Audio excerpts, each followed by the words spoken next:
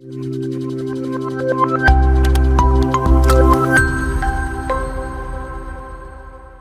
everyone, welcome to today's session.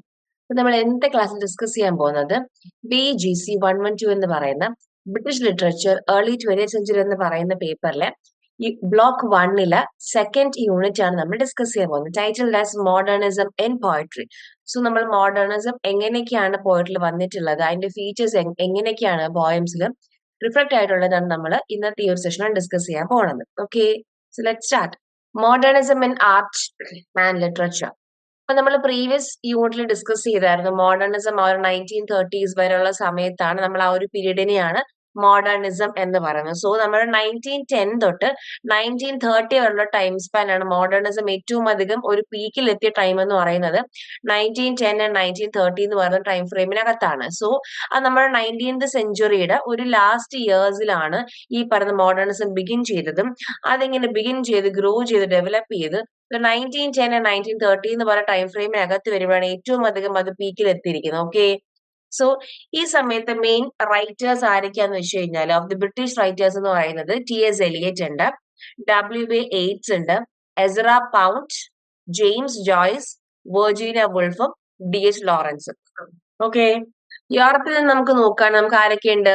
V have Rainer Maria Rilke, Guillaume Apollinaire, Marcel Proust, Franz Kafka, Thomas Mann, Boris Pasternak. അപ്പൊ നമ്മൾ യൂറോപ്പിലെ main റൈറ്റേഴ്സിന് നമ്മൾ discuss ചെയ്തിട്ടുണ്ട് ഇപ്പൊ ആ ഒരു പേരുകൾ, ആൻഡ് ഓൾസോ ബ്രിട്ടീഷ് റൈറ്റേഴ്സ് നമ്മളിപ്പോൾ പേരുകൾ പറഞ്ഞിട്ടുണ്ട്. Okay, next modernism in art and literature. അപ്പൊ നമുക്ക് 19th സെഞ്ചുറി അങ്ങോട്ട് കഴിഞ്ഞ ആ ഒരു 20th സെഞ്ചുറിയുടെ ബിഗിനിങ് ടൈം ഉണ്ടല്ലോ, നമ്മുടെ ആ ഒരു 1910 1930s ടൈം. അപ്പൊ അതിന്റെ ഇടയ്ക്കാണ് നമ്മുടെ ഫസ്റ്റ് വേൾഡ് വാർ സംഭവിച്ചത് എല്ലാവർക്കും അറിയാം. സോ നമുക്ക് ആ ഒരു സമയത്ത് we have A group of poets known as war poets, അല്ലെ? വാർ പോയറ്റ്സ്. ഇപ്പൊ വാർ പോയറ്റ്സ് എന്ന് പറയുമ്പോൾ നമ്മുടെ ആ ഒരു ഫസ്റ്റ് വേൾഡ് വാറിൽ ബിലോങ് ചെയ്യുന്നതാണ് നമ്മളുടെ ഈ വാർ പോയറ്റ്സ് എന്ന് പറയുന്നത്. സോ അവരുടെ മെയിൻ തീം എന്ന് പറയുന്നത് എന്താണ്? ആന്റി വാർ പൊസിഷൻ, അതായത് വാറിന് എഗൻസ്റ്റ് ആയിട്ടാണ് അവര് പറയുന്നത്. അതായത് ആ ഉള്ളൊരു ഗ്രൂപ്പ് ഓഫ് പോയറ്റ്സ് ശരിക്കും വേൾഡ് വാർ എന്താണെന്ന് നേരിട്ട് അവർ കണ്ട് അവർ റിയലൈസ് ചെയ്ത് ഇതിന്റെ ഒരു ഹൊററും ടെറിഫിക് ആയിട്ടുള്ള ഈവൻസുകളും കാര്യങ്ങളും എല്ലാം അവർ നേരിട്ട് കണ്ട് റിയലൈസ് ചെയ്ത ആൾക്കാരാണ്. സോ ആ ഒരു റിയാലിറ്റി ഉള്ള ഒരു ഷോക്ക് ഉണ്ടല്ലോ, അത് ഇവരുടെ ഈ ഒരു പോയംസിലൂടെ ഇവർ പുറത്തു കൊണ്ടുവന്നിട്ടുണ്ട്. അപ്പം ഈ ഒരു വാർ പോയിട്രിയിലെ ഒരു ബേസിക് തീം എന്ന് വെച്ച് കഴിഞ്ഞാല് അത് ആ ഒരു ജനറേഷനിൽ മാത്രം എഫക്ട് ചെയ്യുന്നതല്ല, പക്ഷെ അത് ബാക്കിയുള്ള ജനറേഷൻസിലും ആ ട്രോമറ്റൈസിംഗ് ആയിട്ടുള്ള ഇവന്റ് ഷെയർ ചെയ്യപ്പെടുന്നത്. കാരണം അത്രത്തോളം ട്രോമയാണ് അല്ലെങ്കിൽ ആ ഒരു ടെറിഫിക് ഹോറിഫിക് സിറ്റുവേഷൻസ് ആണ് ആൾക്കാര് ആ ഒരു സമയത്ത് ഫേസ് ചെയ്തിട്ടുള്ളത്. So the war poetry captured the themes that carried across generation. They sought to create a new language which later generations used as a framework for understanding war history. അപ്പം ആ ഒരു വാറിനെ കുറിച്ച് എഴുതിയ ആ ഒരു റിയൽ പിക്ചർ, ആ ഒരു flush life picture ഇതിലൂടെ നമുക്ക് ഡെപ്പിക്ട് ചെയ്യുകയും അത് പിന്നീട് വരുന്ന ഫ്യൂച്ചർ ജനറേഷൻസ് വായിക്കുകയും അപ്പൊ വാർ എന്താണെന്നും എങ്ങനെയാണ് വാർ എന്ന് പറഞ്ഞ ട്രോമാറ്റിക് ആയിട്ടുള്ള ഒരു ഇൻസിഡന്റ് എത്രത്തോളമാണ് ഒരു ആൾക്കാരുടെ ലൈഫിനെ ഡിസ്ട്രോ ചെയ്തിട്ടുള്ളത് നമുക്ക് ഒരു വാർ പോയംസിലൂടെ മനസ്സിലാക്കാനായിട്ട് സാധിക്കും. ഓക്കെ, ഇതിനകത്ത് നമുക്ക് നോട്ടബിൾ ആയിട്ടുള്ള വാർ പോയറ്റ്സുകൾ എന്ന് പറയുന്നത് W.H. ഓഡൻ ഉണ്ട്, Wilfred Owen, Isaac Rosenberg, Siegfried Sassoon, Herbert Read and Robert Graves. അപ്പൊ ഇത്രയും പേരാണ് നമുക്ക് നോട്ടബിൾ ആയിട്ടുള്ളത്. സോ നിങ്ങൾ വാർ പോയട്രി എന്താന്ന് പഠിക്കണം, അതിലെ മെയിൻ റൈറ്റേഴ്സും അതിന്റെ എക്സാമ്പിളും പ്ലസ് അവരുടെ ആ പോയംസിനകത്ത് വരുന്ന ജനറൽ തീമുകൾ എന്തൊക്കെയാണെന്ന് കൂടി പഠിക്കണം. മേ ബി എക്സാമിന് ചോദിക്കാൻ സാധ്യതയുള്ള ഒരു പോർഷൻ ആണ്.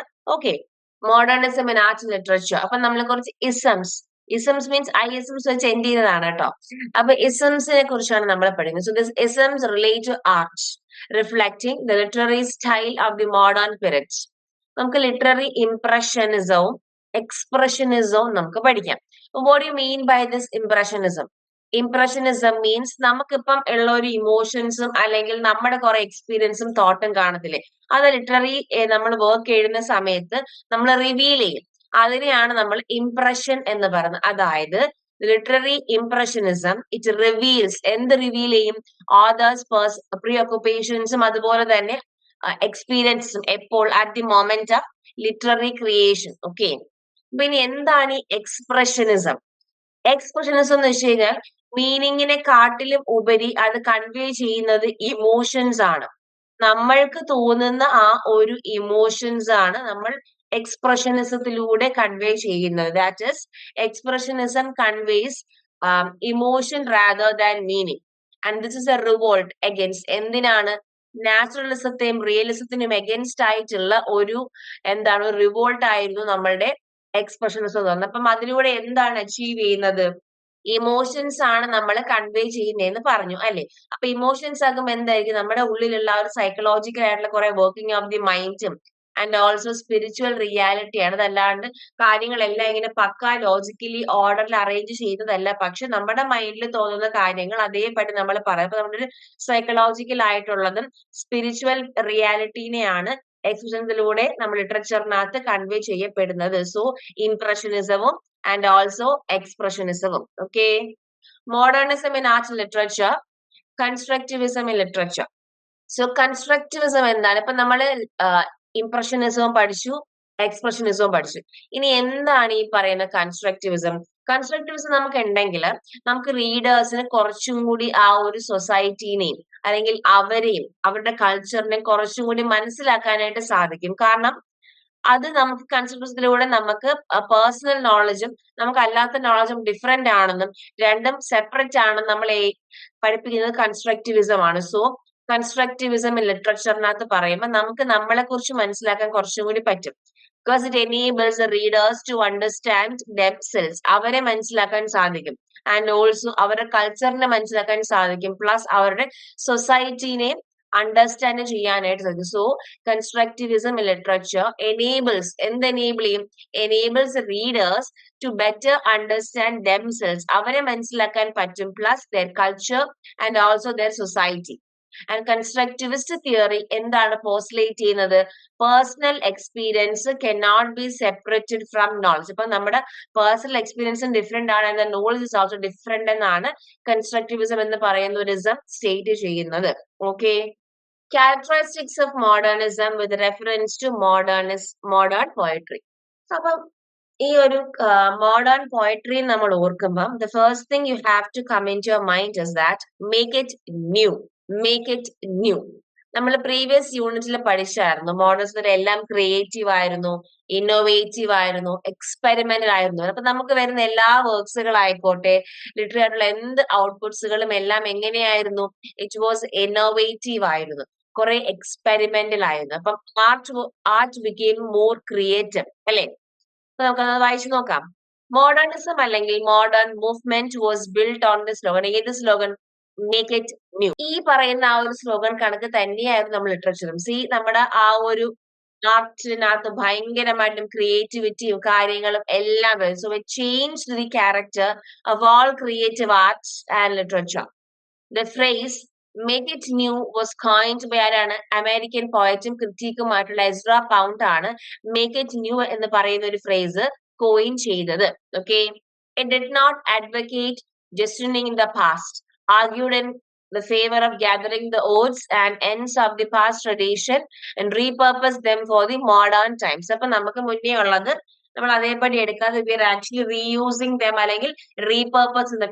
നമ്മളുടെ മോഡേൺ യൂസേജ് അല്ലെങ്കിൽ നമ്മുടെ കറണ്ട് യൂസേജിന് വേണ്ടിയിട്ട് നമ്മൾ വീണ്ടും അതിനെ റീപർപ്പസ് ചെയ്യുന്നതാണ്. Okay. That is make it new. ഇത് വളരെ ക്രിയേറ്റീവ് ആണ്. എവിടെയൊക്കെ നമ്മുടെ ആർട്സ് ലിറ്ററേച്ചറിലും എല്ലാമായിട്ടും ആ ഒരു ക്രിയേറ്റിവിസം ഭയങ്കരമായിട്ട് ചേഞ്ച് ചെയ്യാൻ കൊണ്ടുവന്ന് ഹെൽപ്പ് ചെയ്ത ഒരു സ്ലോഗൻ ആണ് make it new by Ezra pound.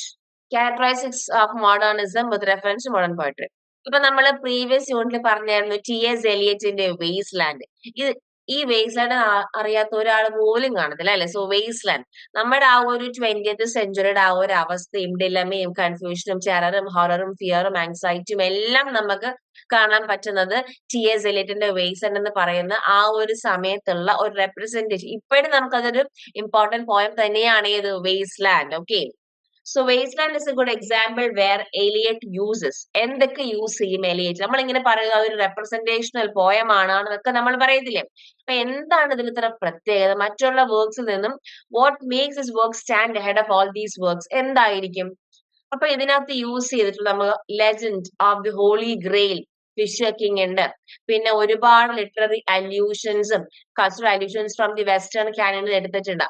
അത് കൂടാണ്ട് ഫ്രം ബുദ്ധിസത്തിൽ നിന്നും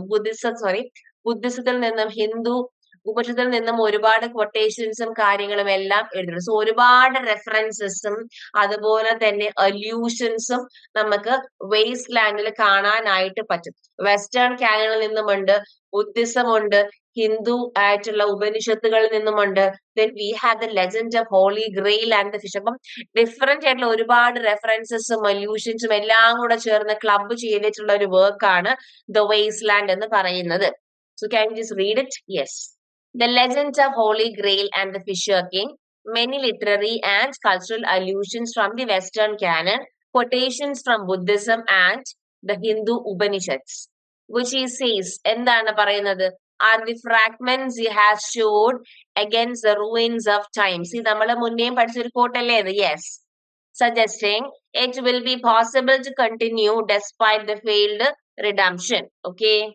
Characteristics of modernism with reference. Okay.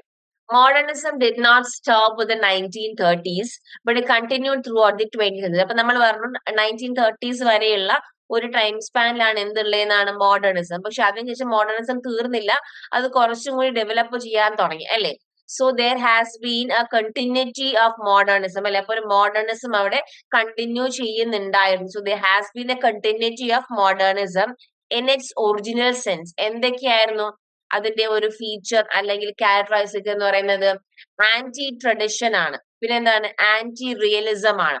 Because that is a breaking away from the reality or it is a breaking away from the traditional past അല്ലെ. അപ്പം anti tradition and also anti-realism, though it has in the post-war Second World War period take a distinction direction both in style and content. അപ്പൊ നമുക്ക് ആ ഒരു second world war കഴിഞ്ഞപ്പോൾ കുറച്ച് ചേഞ്ചസും കാര്യങ്ങളും ഉണ്ടെങ്കിൽ ജനറലി നമുക്ക് പറയാൻ പറ്റും ഒരു മോഡേണിസം ഫീച്ചർ എന്ന് പറയുന്നത് എന്താണ്? ആന്റി ട്രഡീഷനും അതുപോലെ തന്നെ ആന്റി റിയലിസം ആണെന്ന് പറയാം. ഓക്കെ.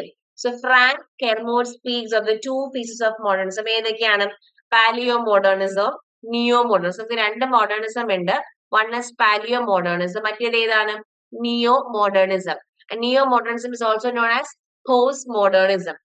ഇത് പറഞ്ഞ ആരാണ്? Frank Kermode. Palaeo modernism and neo modernism. അപ്പം പാലിയോ മോഡേണിസം എന്ന് വെച്ച് കഴിഞ്ഞാൽ 1930s വരെ എഴുതിയിട്ടുള്ളവർ നമ്മൾ പാലിയോ മോഡേണിസ്റ്റ് എന്നും പറയും. 1940s ശേഷം എഴുതിയിട്ടുള്ളവർ നമ്മൾ നിയോ മോഡേണിസ്റ്റ് എന്നും പറയും. ഓക്കെ. സോ പാലിയോ മോഡേണിസ്റ്റ് എന്ന് പറയുമ്പോൾ those who wrote till 1930s വരെ. നിയോ മോഡേണിസ്റ്റ് എന്ന് പറയുമ്പോഴത്തേക്ക് 1940s ശേഷം. So palaeo modernist those who wrote till 1930s.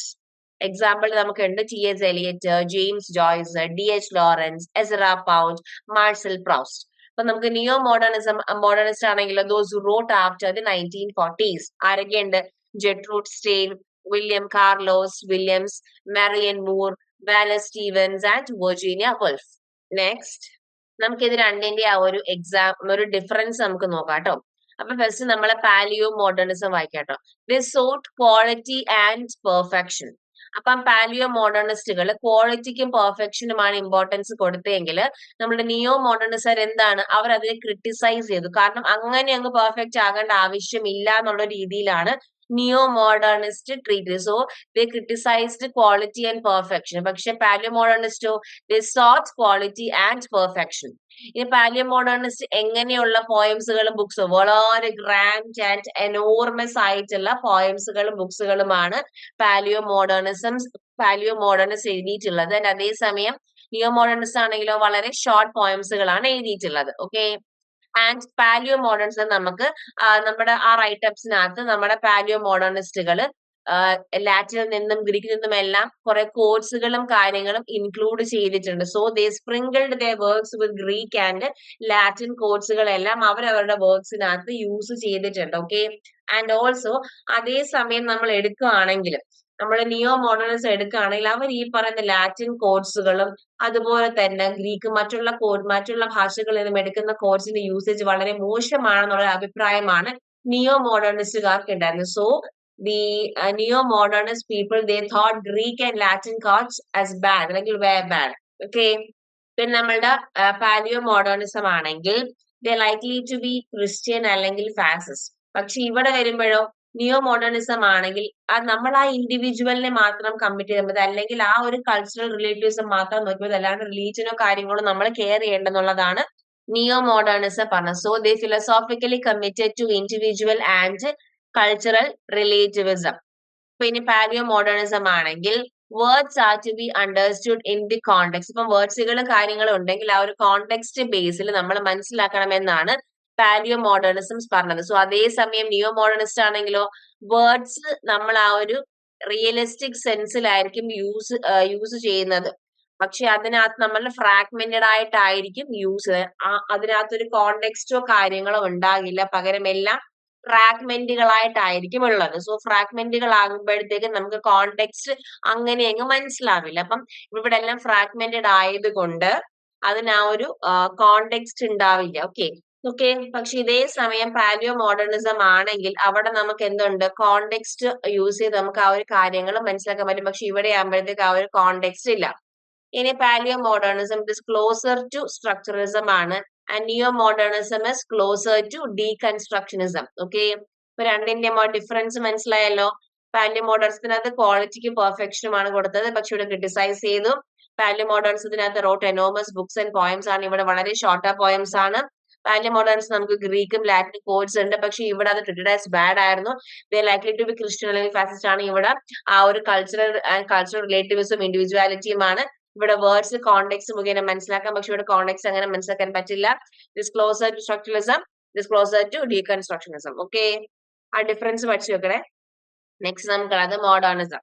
So modernism എന്ന് പറഞ്ഞാൽ നമുക്ക് ആന്റി ട്രഡീഷണൽ ആണ്, ആന്റി നാച്ചുറൽ ആണ്, ആൻഡ് ഓൾസോ ആന്റി റെപ്രസെന്റേഷണലിസവും ആണ്. ആൻഡ് ഒരു കോൺസ്റ്റന്റ് അറ്റംപ്റ്റ് അറ്റ് എക്സ്പെരിമെന്റേഷൻ തന്നെയാണ് നമ്മൾ ഈ മോഡേണിസം എന്ന് പറയുന്നത്. സോ നമ്മൾ നേരെ ഡിസ്കസ് ആ ഒരു ഇന്നോവേഷൻ, എക്സ്പെരിമെന്റേഷൻ അല്ലേ. അപ്പം constant attempt at experimentation in art and literature. പിന്നെ നമുക്ക് അതിനകത്ത് യൂസ് ചെയ്യുന്നത് we have blank verse use ചെയ്യുന്നുണ്ട്, atonism in music ഉണ്ട്, then we have anti representations in art, fragmentation, stream of consciousness in noble way, the outcome of modernism. ഈ ഒരു point important ആണ്.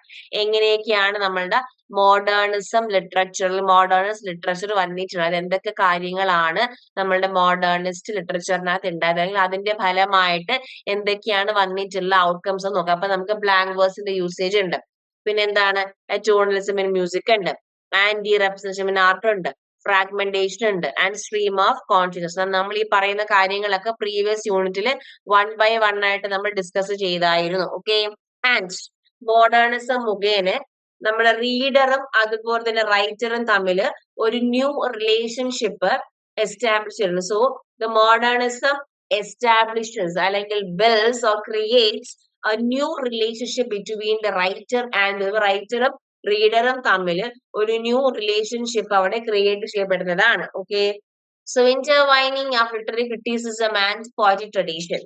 അപ്പൊ നമുക്ക് ഇതിനകത്തുള്ളത് in the poetic and critical works ആരൊക്കെയാണ്, Ezra Pound and Robert ലോവെല്ലും.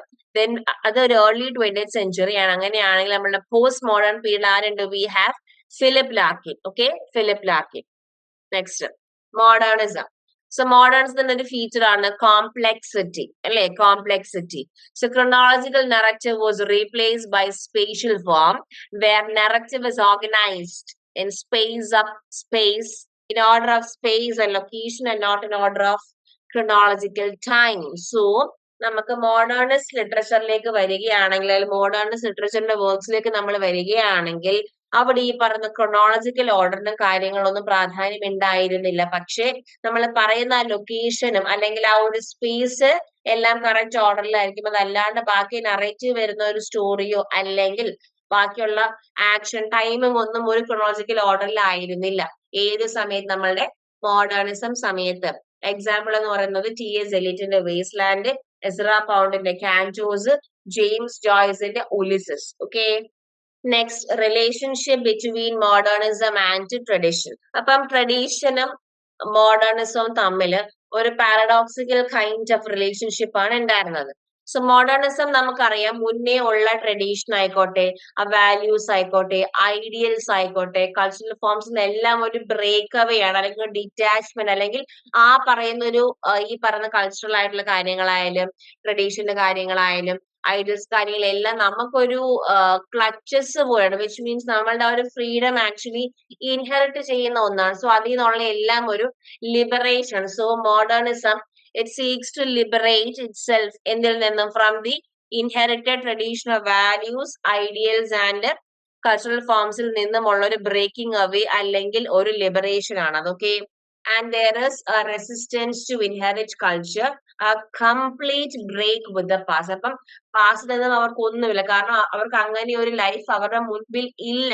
എല്ലാം they are having ഒരു complete ഒരു breaking down or breaking free ആണ്. കാരണം അവർക്ക് മുന്നിൽ ഇപ്പം ഒരു സൊസൈറ്റിയോ കൾച്ചറോ കാര്യങ്ങളോ ഒന്നുമില്ല. അപ്പൊ കംപ്ലീറ്റ് ആയിട്ട് അവർക്ക് മുന്നേ ഉള്ള ഒരു റെസിസ്റ്റ് ചെയ്യുകയാണ്. സോ ഒരു കംപ്ലീറ്റ് റെസിസ്റ്റൻസ് ഉണ്ട് ഏത് നിന്നും, നമ്മളുടെ ഇൻഹെറിറ്റഡ് കൾച്ചേഴ്സും ആൻഡ് ഓൾസോ നമ്മുടെ past. And there is a return to the ancient myths from various cultures and religions with a deep sense of alienation, loss and despair. അപ്പം ഈ പറയുന്ന ഏലിയനേഷനും ലോസും ഡെസ്പയറും എല്ലാം നമ്മളുടെ മോഡേണിസത്തിന്റെ ഒരു കീ ഫീച്ചേഴ്സ് ആണ്. സി ഇപ്പൊ നമ്മൾ ആ പടത്തിൽ നിന്ന് നോക്കിയേ, ആ ടൈമിന്റെ ക്ലോക്കിന്റെ ഇമേജ് ഉണ്ട്, എല്ലാം ഇങ്ങനെ ഫ്ലോയിങ് ആണ്. കാരണം ടൈം എന്ന് പറയുന്നൊരു കാര്യമേ അവിടെ ആർക്കും പ്രാധാന്യമില്ല. കാരണം ടൈമിനൊന്നും അവിടെ ഒരു ഇമ്പോർട്ടൻസ് ആണ്. ലൈഫ് തന്നെ ഒരു മീനിങ്ലെസ് ആയി കിടക്കുമ്പോൾ what is importance of time? അപ്പൊ ടൈം പോലും അവിടെ പ്രോപ്പർ അല്ലാന്നതിന്റെ ഒരു എക്സാമ്പിൾ ആണ് നമ്മുടെ സൈഡിലുള്ള പടം പോലും, അല്ലെ? യെസ്. ഒരു ആന്റി ട്രഡീഷണൽ മീൻസ് ആ ഒരു ട്രഡീഷൻ എല്ലാ ഇതിൽ നിന്നും they are actually breaking away ആണ്. ആൻഡ് നമുക്ക് freedom, deprivation and living past and dead present. അവർക്കൊരു ലിവിങ് പ്രസന്റും ഡെഡ് പാസ്റ്റും, അവർക്കൊരു പാസ്റ്റ് ഇല്ല. ഇപ്പം ഉള്ളത് എന്താണ്, അവർക്ക് അത് മാത്രമേ ഉള്ളൂ. പാസ്റ്റ്, ഡെഡ് ആൻഡ് ഗോൺ എന്നുള്ള ഒരു കോൺസെപ്റ്റ് ആണ് ഇവർക്ക് ഉണ്ടായിരുന്നത്. Okay, so modern imagination is both ലിബറേറ്റഡും ആണ് and also from the past. അവർക്ക് ഫ്രീഡവും കാര്യങ്ങളും എല്ലാം ഉണ്ട്, പക്ഷെ പാസ്റ്റുമായിട്ട് യാതൊരുവിധ connection. So it is alienated from the പാസ്റ്റും കൂടിയാണ്. ദസ് നമ്മുടെ modern writers in search for the originality have gone back to ancient myths and traditions. അപ്പൊ നമുക്ക് പാസ്റ്റ് വേണ്ട, ട്രഡീഷൻ വേണ്ട, ബ്രേക്കിംഗ് അവേ ആണ് ഒക്കെ നമ്മൾ പറയുമെങ്കിലും അവര് മിക്കപ്പോഴും പാസ്റ്റിലെ വർക്ക്സിന് മീൻസ് നമ്മുടെ ഏൻഷ്യന്റ് വർക്ക്സ് ആയിട്ടുള്ളത്, മിത്തിക്കൽ വർക്ക്സ് എല്ലാം അവര് റെഫർ ചെയ്യുന്നുണ്ട്. അപ്പം അതുകൊണ്ടാണ് ഇവിടെ നമ്മൾ പാരഡോക്സിക്കൽ എന്നൊരു ടേം ഇവിടെ യൂസ് ചെയ്യുന്നത്. Okay, what is modernist poetry? It is a poetry that has broken away from the traditions of the past. അപ്പം പാസ്റ്റ് നിന്നുള്ള എല്ലാ ട്രഡീഷനും നമ്മളൊരു ബ്രേക്ക് അവേ ആണ്, അല്ലെ? സോ ഒരു ആന്റി ട്രഡീഷൻ, അല്ലെ? It is aggressively and consciously different from the poetry of the past. Same point തന്നെയാണ്. Okay, all of the modern poetry does not hang as one united movement but is characterized by bewildering diversity. അപ്പൊ നമുക്ക് ഈ ഒരു സമയത്ത് വരുമ്പോൾ ഒത്തിരി ഡിഫറൻസും creative ഇന്നോവേഷനും എല്ലാം നമുക്ക് കാണാനായിട്ട് സാധിക്കും. അതിന് ചേഞ്ച് ഫാക്ടീവ് towards poetic syntax and also symbolist poetry. Very very very very very important ആണ് സിംബലസ് പോയട്രി. സിംബൽസുകൾ യൂസ് ചെയ്ത് കാര്യങ്ങൾ കുറച്ചുകൂടി മോർ ദ ലിറ്ററൽ മീൻ നമ്മൾ കുറെ കൂടെ കാര്യങ്ങൾ ഇൻഫ്യൂസ് ചെയ്ത് സിംബൽസ് യൂസ് ചെയ്ത് പറയുന്ന ടെക്നീക്ക് നമ്മളുടെ മോഡേണിസ്റ്റ് പോയട്രിയിൽ ഉള്ളതാണ്. Okay, next symbolism. ഞാൻ നേരത്തെ പറഞ്ഞ symbolism. Okay, so symbolists believe that art should represent absolute truth that could only be described indirectly. നമുക്ക് ഡയറക്റ്റ് ആയിട്ട് ലിറ്ററൽ മീനിങ്ങിലൂടെ പറയാൻ പറ്റില്ല, പക്ഷെ സിംബൽസ് യൂസ് ചെയ്ത് നമുക്ക് പറയാനുള്ളത് ഇൻഡയറക്റ്റ് ആയിട്ട് അബ്സല്യൂട്ട് ട്രൂത്ത് റെപ്രസെന്റ് ചെയ്യാനായിട്ട് സിംബൽസ് ഹെൽപ്പ് ചെയ്യും. സോ സിംബൽസ് യൂസ് ചെയ്ത് കഴിഞ്ഞാൽ നമുക്ക് കുറച്ചുകൂടി ഡെപ്ത് ആയിട്ടുള്ള കാര്യങ്ങൾ കൺവേ ചെയ്യാൻ പറ്റും ആൻഡ് ഇൻഡയറക്റ്റ് ആയിട്ടായിരിക്കും നമ്മൾ ആ ഒരു കാര്യം കൺവേ ചെയ്യുന്നത്. So wrote in a very metaphorical and suggestive manner, enjoying particular images or objects with the symbol. അപ്പൊ നമ്മൾ ഏതെങ്കിലും ഒരു ഇമേജസോ ഒബ്ജക്ട്സുകളോ വെച്ചിട്ടാണ് ആ ഒരു സിംബോളിക് മീനിങ്ങും കാര്യങ്ങളും ക്രിയേറ്റ് ചെയ്യുന്നത്. Hostile to plain meanings and declamations, false sentimentality and matter of fact description. For example, emotion is not described but a symbolic action, അല്ലെങ്കിൽ ഒരു description of a place that stands as equivalent is employed to express that emotion. അപ്പൊ നമുക്ക് ഇപ്പൊ ഒരു ഒരു beautiful place നമ്മൾ കണ്ടു. അപ്പൊ നമ്മൾ അത് അങ്ങനെ ലിറ്ററലി എഴുതുന്നതിന് പകരം നമുക്ക് തോന്നിയിട്ടുള്ള ആ ഒരു ഇമോഷൻസ് നമുക്ക് ഏതെങ്കിലും സിംബൽസോ അല്ലെങ്കിൽ ഇമേജസോ അല്ലെങ്കിൽ ഒബ്ജക്ട്സോ യൂസ് ചെയ്ത് നമുക്ക് ഇൻഡയറക്റ്റ് ആയിട്ട് ആ ഒരു അബ്സല്യൂട്ട് ട്രൂത്ത് സിംബൽസിലൂടെ കൺവേ ചെയ്യാൻ പറ്റുമെന്നാണ് സിംബലിസം പോയിട്ടിലൂടെ പറയുന്നത്. Okay, symbolism we have the work the solitary Reaper. Okay, ആ ഒരു വർക്കിലൂടെ, ആ ഒരു പോയത്തിലൂടെ നമുക്ക് ശരിക്കും വില്യം വേർഡ്സ്വർത്തിന്റെ പോയമാണ്. ആൻഡ് അതിലൂടെ എന്താണ് ആ ഒരു ലാൻഡ്സ്കേപ്പിനെ കുറിച്ച് പറയുന്നുണ്ട്. അപ്പം ആ ലാൻഡ്സ്കേപ്പിലൂടെ പറയുന്നത് എന്താണ്, ആ ഒരു ഒറ്റയ്ക്ക് നിൽക്കുന്ന സോൾട്ടറി റീപ്പർ. ഓക്കെ, സോൾട്ടറി റീപ്പറിനെ കുറിച്ചാണ് അവിടെ എക്സ്പ്രഷൻ. ആ ഒരു സോൾട്ടറി റീപ്പറിന് വരുന്ന ഫീലിങ്സും കാര്യങ്ങളൊക്കെ വളരെ ഭംഗിയായിട്ട് സിമ്പിൾസ് യൂസ് ചെയ്താണ് സോൾട്ടറി റീപ്പർ എന്ന് പറയുന്ന പോയത്തിലൂടെ കൺവേ ചെയ്യുന്നത്. ആൻഡ് ഇങ്ങനെ നമ്മൾ കൺവേ ചെയ്യുമ്പോൾ, അതായത് ഡയറക്റ്റ് അല്ലാണ്ട് ഇൻഡയറക്റ്റ് ഫോമിൽ ഏതെങ്കിലും ഒബ്ജക്ട്സുകളോ ഇമേജസോ വെച്ച് നമ്മൾ കൺവേ ചെയ്യുന്നുണ്ടെങ്കിൽ അതിന് ടി.എസ്. എലിയറ്റ് വിളിച്ച പേരാണ് ഒബ്ജക്റ്റീവ് കോറിലേറ്റീവ്. ഒബ്ജക്റ്റീവ് കോറിലേറ്റീവ്, അതായത് നമുക്ക് കണക്ട് ചെയ്യാനുള്ള ഇമോഷൻസ് എല്ലാം നമ്മൾ എന്തുമായിട്ട് കോറിലേറ്റ് ചെയ്യുന്നുണ്ട്, ഒബ്ജക്ട്സുകളുമായിട്ട് നമ്മൾ കോറിലേറ്റ് ചെയ്ത് പറയും. So objective correlative. Objective correlative. അപ്പൊ ഒബ്ജക്റ്റീവ് കോറിലേറ്റീവ് മീൻസ് നമുക്ക് ഇമോഷൻസോ കാര്യങ്ങളോ ഉണ്ടെങ്കിൽ നമ്മൾ എങ്ങനെയൊക്കെ ഇത് എക്സ്പ്രസ് ചെയ്യും? ഒന്നെങ്കിൽ ഒരു സെറ്റ് ഓഫ് ഒബ്ജക്ട്സുകളിലൂടെ, അല്ലെങ്കിലോ ഒരു സിറ്റുവേഷനോട്, അല്ലെങ്കിലോ ഒരു ചെയിൻ ഓഫ് ഈവൻസ്. കാരണം ആ പറയുന്ന കാര്യങ്ങളെല്ലാം തന്നെയും നമ്മളുടെ ആ ഒരു ഇമോഷനുമായിട്ട് കണക്ഷൻ വേണം, ആ ഇമോഷനുമായിട്ട് കോറിലേറ്റ് ചെയ്യണം, എങ്കിൽ മാത്രമാണ് അത് കൺവേ ചെയ്യപ്പെടുന്നത്. So expressing emotion through A set of objects, അല്ലെങ്കിൽ a situation, അല്ലെങ്കിൽ a chain of events, which shall be the formula of that particular emotion. Okay, that's objective correlative. An example of modernist poetry. അപ്പൊ നമ്മൾ നേരത്തെ തന്നെ പറഞ്ഞ TS. എലിയറ്റിന്റെ wasteland ആണ് നമ്മൾ എടുത്തിരിക്കുന്ന എക്സാമ്പിള്. സോ അത്യാവശ്യം നല്ലൊരു ഡിഫിക്കൾട്ട് പോയം ആണ് നമ്മളുടെ ഈ പറയുന്ന വേസ്റ്റ്ലാൻഡ് എന്ന് പറയുന്നത്. കാരണം അതിനകത്ത് നമുക്കുള്ള ലോജിക്കൽ മീനിങ്സ് എല്ലാം നമ്മൾ ഈ പറയുന്ന ഓബ്ജക്ട്സുകളും സിമ്പിൾസും ഇമേജസും യൂസ് ചെയ്താണ് അവിടെ റീപ്ലേസ് ചെയ്യപ്പെട്ടിരിക്കുന്നത്. So it focus on intensity rather than on meaning to satisfy the reader. So ആ മീനിങ്ങിലുപരി അതിന്റെ ആ ഒരു ഡെപ്തും ഇന്റൻസിറ്റിയുമാണ് അതിൽ റിവീൽ ചെയ്യപ്പെടുന്നത്. സോ എലിയറ്റിന്റെ വേസ്റ്റ്ലാൻഡ് എന്ന് പറയുന്നത് നമ്മളുടെ ഒരു മോഡേണിസ്റ്റ് പോയട്രിയുടെ ഒരു സെൻട്രൽ നോമിനൽ വർക്ക് ആണ് ദ വേസ്റ്റ്ലാൻഡ് എന്ന് പറയുന്നത്. So it is seen to harbour defeatism, reflecting the state of personal depression in the guise of a full impersonal picture of society. അപ്പൊ നമ്മളുടെ സൊസൈറ്റി ആ ഒരു വേൾഡ് വാറിന്റെ എല്ലാ ഒരു ഹാർഷും എല്ലാം കഴിഞ്ഞ് ആ ഒരു ടോർമെന്റഡ് ഷോക്കിലിരിക്കുന്ന അവസ്ഥയാണ്. ആ ഒരു ഫിയറും ടെററും എല്ലാവർക്കും ഉണ്ട്. അപ്പൊ നമ്മുടെ ഒരു അവസ്ഥ എന്ന് പറയുന്നത് ഭയങ്കര ഒരു ഡിപ്രസ്ഡ്, ഡിഫീറ്റഡ്, ഷാറ്റേർഡ്, ഡിസ്ട്രോയിഡ് അവസ്ഥയാണ്. അപ്പം അതാണ് ടി.എസ്. എലിയറ്റ് ഈ പോയത്തിലൂടെ കൺവേ ചെയ്യുന്നത്. Wasteland. F.R. Lewis said that the poem's rich disorganization. അപ്പൊ നമുക്ക് ഈ ഒരു പോയത്തിൽ പറയുന്ന കാര്യങ്ങളൊന്നും കറക്റ്റ് പക്ക ക്രോണോളജിക്കൽ ഓർഡറിൽ അറേഞ്ച് ചെയ്യപ്പെട്ട കാര്യങ്ങളല്ല. കാരണം നമ്മുടെ മൈൻഡ് ആ സമയത്ത് വളരെ ഫ്രാഗ്മെന്റഡും ഷോക്ഡും ബ്രൂക്കണുമാണ്. അപ്പൊ നമ്മുടെ മൈൻഡിൽ തോന്നുന്ന ആ സമയത്തെ കാര്യങ്ങൾ എഴുതുമ്പോൾ അത് ആ പറയുന്ന കാര്യങ്ങൾ തമ്മിൽ ലോജിക്കൽ കണക്ഷൻ വേണമെന്ന് ഡിമാൻഡ് ചെയ്യാൻ പറ്റില്ല. അപ്പൊ അത് കംപ്ലീറ്റ്ലി ഡിസോർഗനൈസ്ഡ് അല്ലേ. അപ്പം അതിനെ F.R. ലീവിസ് വിളിക്കുന്നതാണ് പോയത്തിന്റെ റിച്ച് ഡിസ്ഓർഗനൈസ്ഡ്. കാരണം ഡിസോർഗനൈസേഷനോട് അപ്രിഷിയേറ്റ് ചെയ്യാം. Disorganisation that is an index of the modern, നമ്മുടെ ഒരു മോഡേൺ സൊസൈറ്റിയുടെ അവസ്ഥയാണ് ആ ഒരു ഡിസ്ഓർഗനൈസേഷൻ എന്ന് പറയുന്നത്. The state of society in modern times, the irrevocable loss of that sense of absoluteness that seems necessary to a robust culture. Life in the modern wasteland is എങ്ങനെയാണ്? It's sterile. It is not having any life. It is fruitless. It's breeding not life. But എന്താണ് പിന്നെ വരുന്നത്? Disgust, acidia, and so many unanswerable questions. നമുക്കൊന്നിനും answer ഇല്ല. We are in complete dilemma. We are in complete confusion. We are totally destroyed. Okay. Disgust, aversion, hatred, disorganization, fragmented, broken. ഇതാണ് അപ്പോഴത്തെ അവസ്ഥ എന്ന് പറയുന്നത്. പോയം മൂസ്. അപ്പൊ നമുക്ക് 5 സെക്ഷൻസ് ആയിട്ട് ഈ പോയത്തിനകത്ത് ഉണ്ട് കേട്ടോ. നമുക്ക് സെക്കൻഡ് സെക്ഷൻ എന്ന് പറയുന്നത് ഒരു ഗെയിം ഓഫ് ഒരു എന്താണ് ചെസ് ആണ്. ഓക്കെ. അപ്പൊ അതിനകത്ത് ആക്ച്വലി കാണിക്കുന്നത് ഡിഫറെന്റ് വിമൻ പ്രോട്ടഗോണിസ്റ്റിനെ കുറിച്ചാണ് അവിടെ പറയുന്നത് കേട്ടോ. നമ്മുടെ സെക്കൻഡ് സെക്ഷൻ ആണ് game of chess game of chess. Starting with ക്ലിയോപാട്രയുടെ ഓർണേറ്റ് ലൈഫ് സ്റ്റൈൽ ആണ്. അതിനുശേഷം പിന്നീട് മൂവ് ചെയ്യുന്ന ബെലിൻഡ ആണ്. ബെലിൻഡ എന്ന് പറയുന്ന അലക്സാണ്ടർ പോപ്പിന്റെ റേപ്പ് ഓഫ് ദ ലോക്കിലുള്ളതാണ് കേട്ടോ. So Belinda, heroine of the rape of the lock, living in N ideal expensive world of makeup, dress and conspicuous consumption, then to the unpleasant reality of the modern times. അപ്പൊ നമുക്ക് first പറയുന്നത് Cleopatra ആണ്. അതിനുശേഷം attention shift ചെയ്ത് എങ്ങോട്ടാണ്? ബെലിന്ത്യയിലോട്ടാണ്. Okay, next we have the middle section ആണ് നമുക്ക് ഫയർ സെർമൻ എന്ന് പറയുന്നത്. Okay, fire sermon. അപ്പൊ നമുക്ക് നേരത്തെയുള്ള അതിൽ നിന്നും ഒരു ഡിഫറൻസ് ഇവിടെ കാണാൻ പറ്റും. അപ്പൊ ഇവിടെ നമുക്കൊരു ചേഞ്ച് ഓഫ് ക്ലാസ് ആണ്. അപ്പൊ ഡിഫറെന്റ്, അതായത് സൊസൈറ്റിയില് ഡിഫറെന്റ് ക്ലാസ്സസിൽ പെടുന്ന ആൾക്കാരുടെ പിക്ചർ ഉണ്ട്.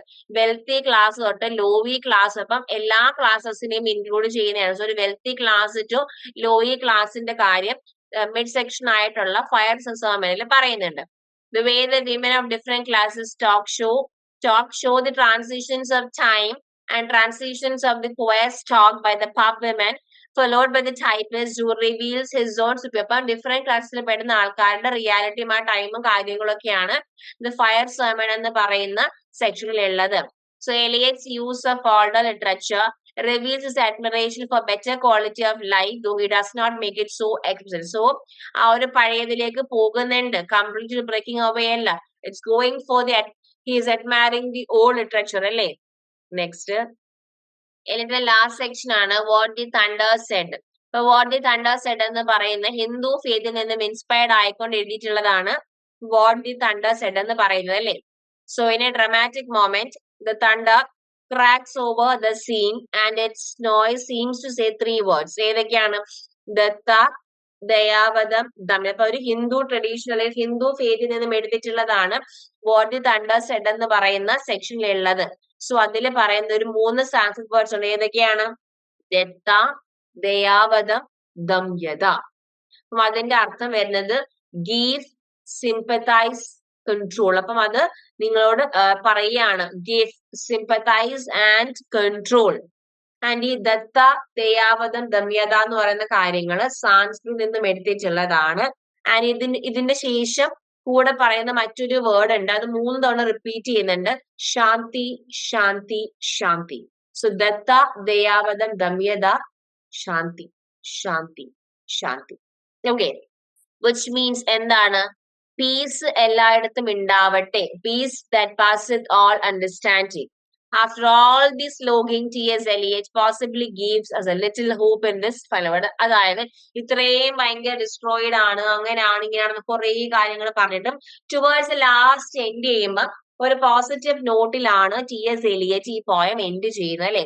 ശാന്തി എന്ന് പറയുന്ന ഒരു പോസിറ്റീവ്, ഒരു ഒപ്റ്റിമിസ്റ്റിക് ടോണിലാണ് നമ്മളുടെ T.S. Eliot വേസൽ എന്ന് പറയുന്ന പോയം എൻഡ് ചെയ്യുന്നത്.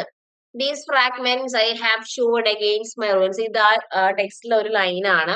It basically sums up everything Eliot is trying to do by writing. എന്താണ്? അപ്പൊ നമുക്കറിയാം ഒരു ഫ്രാഗ്മെന്റഡ് ബ്രോക്കൺ ഫോമിലാണ് എഴുതുന്നത്. അപ്പം അതിനെയാണ് ഇവിടെ റൂയിൻസ് എന്ന് പറയുന്നത്. അതായത് പണ്ട് തനിക്കുള്ള ആ കൾച്ചറിനെയാണ് he has taken broken fragments from a culture that was once, ഒരിക്കൽ എല്ലാം ആയിരുന്ന ഒരു കൾച്ചർ ആയിരുന്നു. പക്ഷെ ഇപ്പോൾ എന്താണ്? അതെല്ലാം ബ്രോക്കൺ ആയിരുന്നു. And now ഇയാൾ എന്താണ് ചെയ്യുന്നത്? അതിനെല്ലാം ഫിക്സ് ചെയ്യുകയാണ് അല്ലെ. So he is just piecing them together in order to shore up his ruins. In other words, നമുക്ക് പറയാൻ പറ്റുന്നത് എന്താണ്? He is standing, എവിടെ നിൽക്കുന്നു? In the middle. ഏതിന്? വലിയ ഒരു വേസ്റ്റ് ലാൻഡിന്റെ മിഡിൽ നിൽക്കുന്നു. അതിന് ചുറ്റും കുറെ ബ്രോക്കൺ പീസസ്. എന്തൊക്കെയാണ്? അയാളുടെ പാസ്റ്റിന്റെ ബ്രോക്കൺ പീസസ് ആണ് ചുറ്റുമുള്ളത്. So when writing this poem, he has collected these broken pieces and piled them together in a sort of testimony, which he feels is the most he can do now that Western cultural shared. So, നമ്മുടെ T.S. Eliot ആ വലിയ vase, ആ ഒരു വേസിനെ നടുക്ക് നിൽക്കുകയാണ്. ആ vase means what? ആ ഒരു ഡിസോർഡേഡ് ആയിട്ടുള്ള, ഡിസോർഗനൈസ്ഡ് ആയിട്ടുള്ള പാസ്റ്റും കൾച്ചറുമാണ്. സോ അതെല്ലാം എടുത്ത് ഇങ്ങനെ പറക്കി എല്ലാത്തിനെയും ഫിക്സ് ചെയ്ത് അറേഞ്ച് ചെയ്യുകയാണ് ആര്? നമ്മളുടെ T.S. Eliot. And coming to the last slide of the poem, the wasteland actually ends on a slight note of hope, pointing us toward non-Western religions as a way to restore our faith and to start acting like decent, unselfish and be human beings again. And നമ്മുടെ poem end ചെയ്യുന്നത് എങ്ങനെയാണ്? ദത്ത, ദയാവതം, ദമ്യത, ശാന്തി, ശാന്തി, ശാന്തി. ഇങ്ങനെയാണ് T.S. Eliotന്റെ ഒരു poem end ചെയ്യുന്നത്. Okay, I hope that you have understood the session and thank you for attending the session.